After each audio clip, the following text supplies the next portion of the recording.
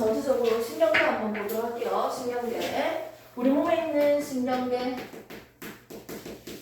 자, 우리는 세포로 구성되어 세포들이 모여서 같은 세포들이 모여서 조직을 만들고요. 여러 조직들이 모여서 기관이 되고요.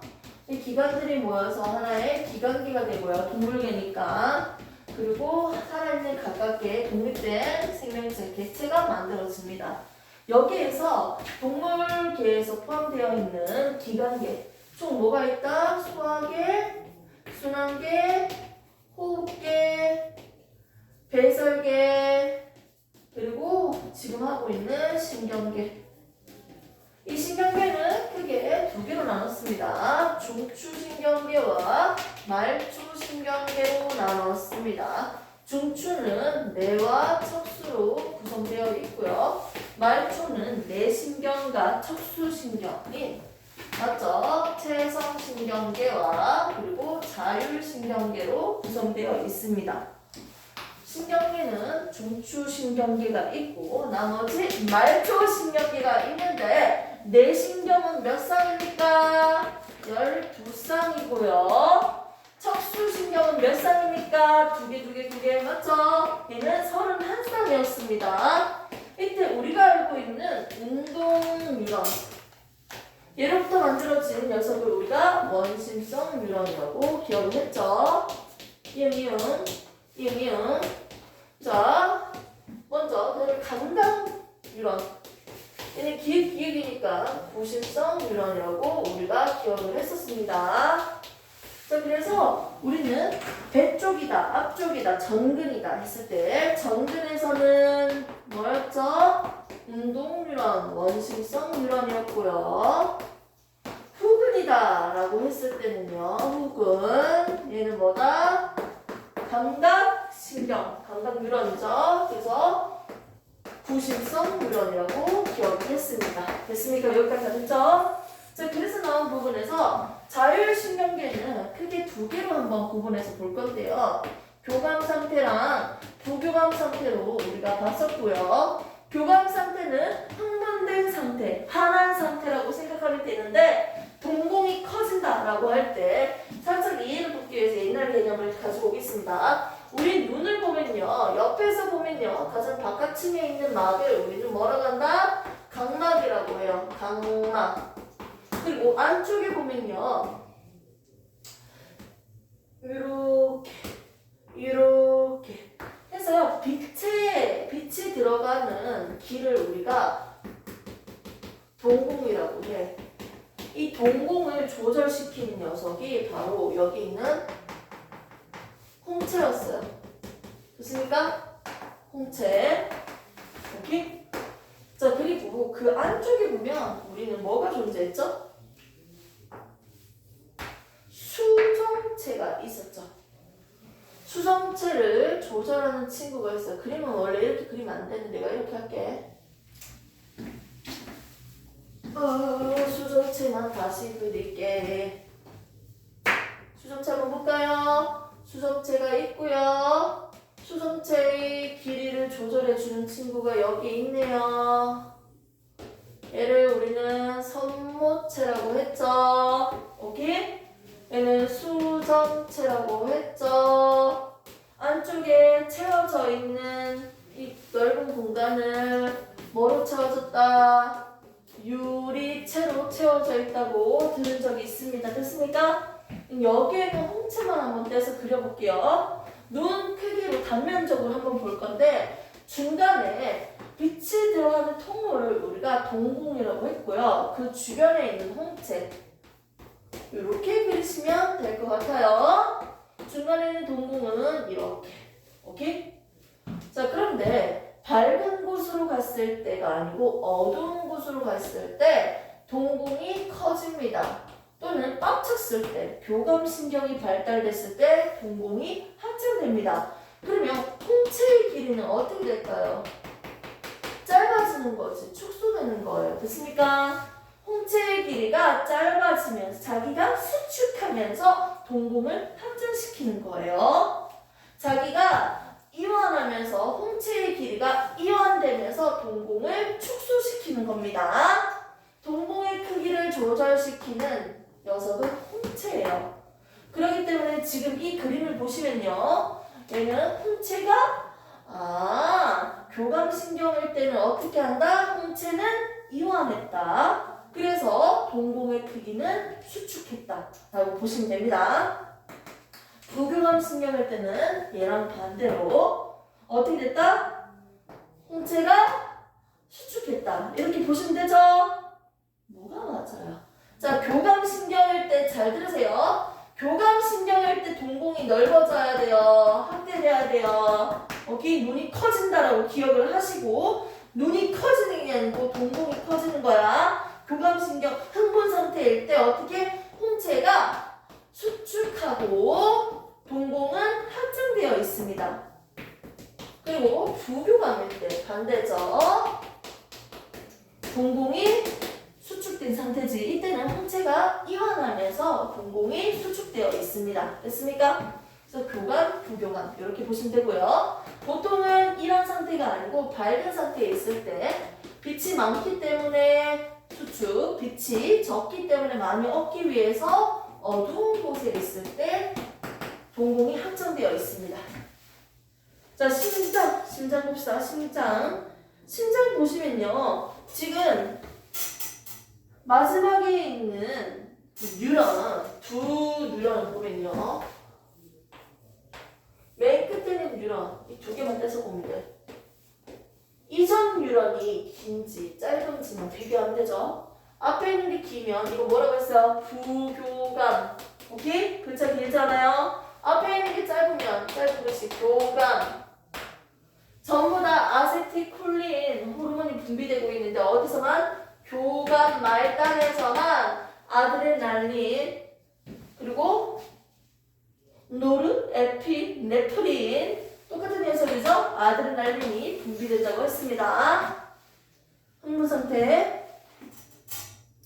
옳은 것을 골라봅시다. 180번 옳은 거 볼게요. 자, A는요, 앞에 있는 게 길이가 부교감신경이라고 할 수 있죠? 그러면 동공이 축소돼야 되는 거 맞죠? 이 그림. 자, A 같은 경우는요, 눈이랑 관련되어 있으니까 누구가 중추야? 눈은 누가 중추예요? 중간대죠. 그렇기 때문에 대뇌 영향을 직접 받지 않는다. 맞는 말이죠? 자, B는 심장박동을 억제한다. B는 뭐예요? 앞에가 짧으니까 교감신경이지. 교감신경이면요, 촉진해야지. 심장박동을 촉진시킨다. 그래서 틀린 말이죠? 자, C는 뭡니까? 체성신경계에 속한다. 골격근이죠. 체성신경계. 이거 의지적으로 하는 것들. 운동신경이죠. 골격근을 가서 반응하게 만드니까. 기획 디귿이니까 답은 4번이고요. 자, 181번까지 하고 잠시 쉬는 타임 살짝 줄게요. 1분. 자, 그림은 중추신경계와 기관 A, B를 연결한 뉴런 기니 D, 기니 디귿입니다. 먼저 볼게요. 위에 있는 거 보니까 한 줄짜리고 밑에 있는 거 두 개를 먼저 볼게요. 자, 중간에 있는 뉴런 길이를 보면요. 앞에 있는 게 짧고 맞죠? 뒤에 있는 게 길죠? 얘는 뭐다? 교감신경이겠죠. 맨 밑에 있는 거는 앞에 있는 게 길고 뒤에 있는 게 짧으니까 얘는 뭐다? 앞에 있는 게 길면 부교감신경이죠. 맨 위에 있는 거는 운동신경입니다.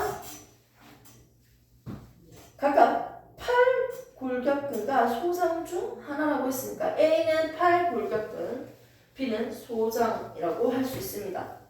자, A는 팔골격근, B는 소장이니까 기획은 맞고요.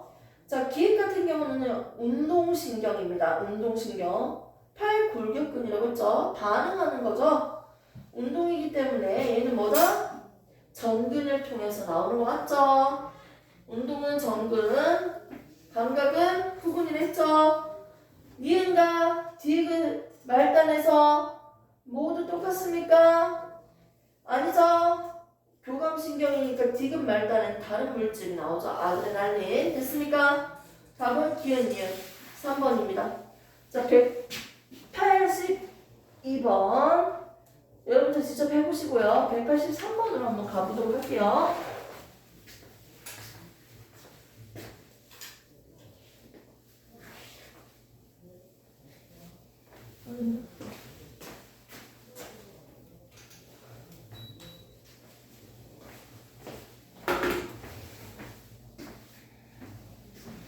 183번 그림 보시면요. 그림 때문에 그냥 보는 거예요.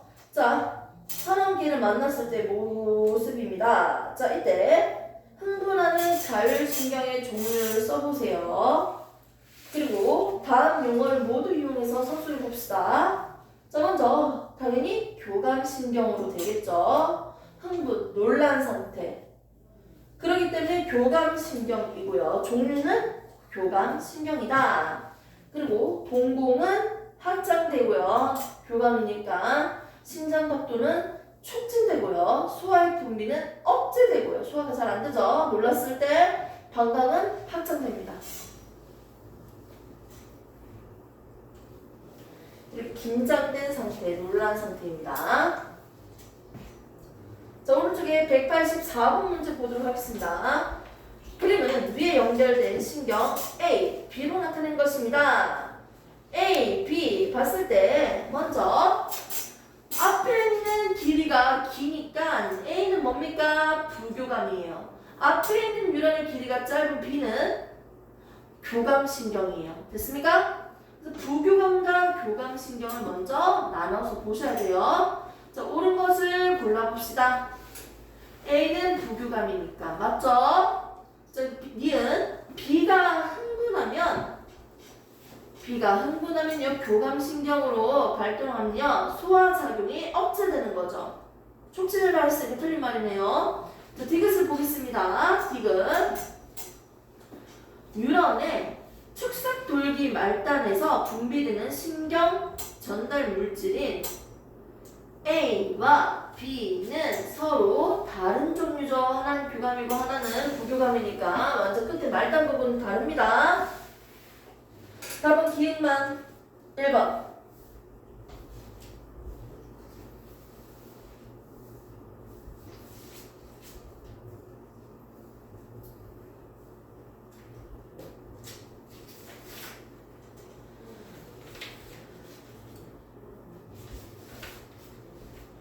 잠시 넘기시고 이제 호르몬으로 한번 문제 좀 풀어볼게요. 너무 계속 지쳤겠으니까.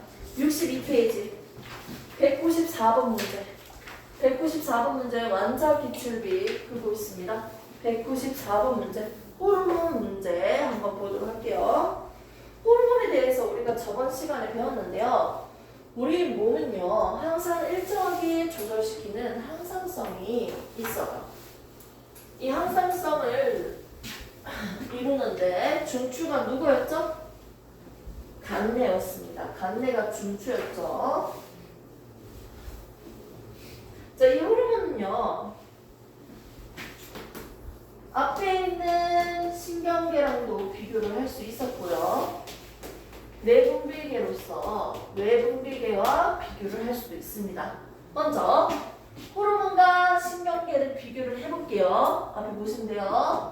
자, 호르몬과 신경계에서 지속시간 누가 더 지속이 될까요? 당연히 호르몬이겠죠. 자, 그리고 작용 범위를 볼게요. 좁은 지역, 맞은 부분만 아프죠. 신경계는 범위는 호르몬이 더 넓네요. 자, 그리고 지속시간과 변이 말고도 이동하는 경로, 이동 방법에 대해서 한번 볼까요? 호르몬은 자기들만의 독자적인 분비관이 따로 없기 때문에 혈액을 통해서 운반이 되고요. 표적기관, 표적세포로. 신경계는 유력을 통해서, 뉴런을 통해서 전달이 됩니다. 됐습니까? 이런 식으로 등등 둘이를 비교할 수 있는데 이 호르몬은 하나의 내분비계, 내분비샘으로서 자기들만의 독자적인 분비관이 없어. 그래서 혈액을 통해서 운반했습니다. 이 내분비샘에서 내가 필요한 호르몬을 만들어 그럼 분비됩니다. 어디로? 혈액으로 운반됩니다. 혈액을 통해서 운반이 되면요. 내가 얘기한 표적이 되는 표적기관으로 어떻게 이 호르몬이 분비가 돼요. 간에 분비를 시켜라면 간에 가서 분비를 한다는 거죠. 오케이? 됐습니까? 호르몬에 대해서 특징을 정리를 해봅시다. 첫 번째. 호르몬은요. 어떻게? 화학물질로서 자기들만의 분비관이 따로 없어서 혈액을 통해서 운반한다. 자, 혈액을 분담했으니까 얘는 어디로 분비된다? 표적 기관, 표적 세포로 분비됩니다. 그리고 호르몬은 많은 양이 필요 없어요. 적은 양으로도 충분히 조절이 가능했었고요. 자, 애들은요, 종특이성이 없기 때문에 또 어떤 특징을 가지고 있었어요? 무척도 동물은 종특이성이 없습니다. 그래서 서로 쓸 수 있다고 했어요. 같은 기능을 가지고 있습니다. 이렇게 해서 기본적인 특징들만 이렇게 봤고요. 뇌분비샘이 있으면 뭐가 있다고 했습니까? 뇌분비간, 뇌분비샘이 있다 했죠? 이 대표적인 게 효소라고 했습니다. 효소. 효소들은 자기들만의 분비시켜주는 간이 따로 발달되어 있다고 했어. 말 그대로 바깥으로 분비, 안쪽으로 분비입니다. 그래서 소화 효소들은요, 엄밀히 얘기하면 입과 항문까지는 바깥이라고 얘기하면 되겠죠. 그래서 바깥으로 효소를 분비시키는 외분비간이라고, 외분비샘이라고 얘기할 수 있겠네요. 194번부터요. 계속 쭉쭉쭉 푸세요. 194번부터 쭉쭉쭉.